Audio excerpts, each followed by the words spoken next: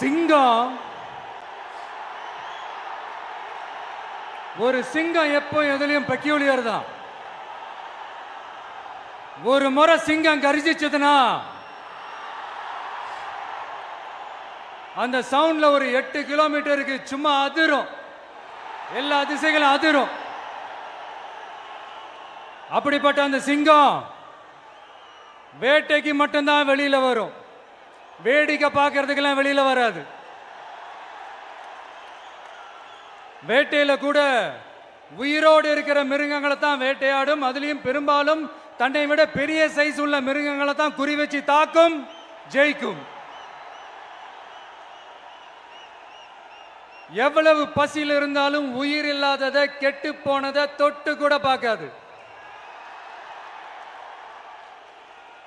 அப்படிப்பட்ட அந்த சிங்கம் அவ்வளவு ஈஸியா எதையும் தொடாது, தொட்டா விடாது. காட்டோட 4 பக்கமும் மார்க்கிங் மை டெரிட்டரின்னு தன்னுடைய பவுண்டரியை தானே வகுக்கும். அப்படிதான் அந்த காட்டையே தன்னோட கண்ட்ரோல்ல வச்சிருக்கும். சிங்கத்துக்கு கூட்டத்தோட இருக்கிறதுக்கும் தெரியும், தனியா இருக்கிறதுக்கும் தெரியும்.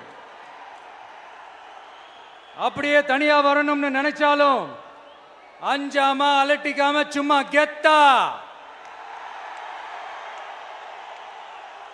தனியா வந்து அத்தனை பேருக்கும் தண்ணி காட்டும்.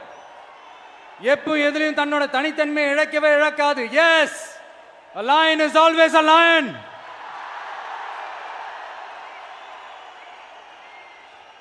There are so many jackals and other animals in the forest, but there will be only one lion. And even if it is single, it will be the king of jungle. It is not only a description but also a clear declaration.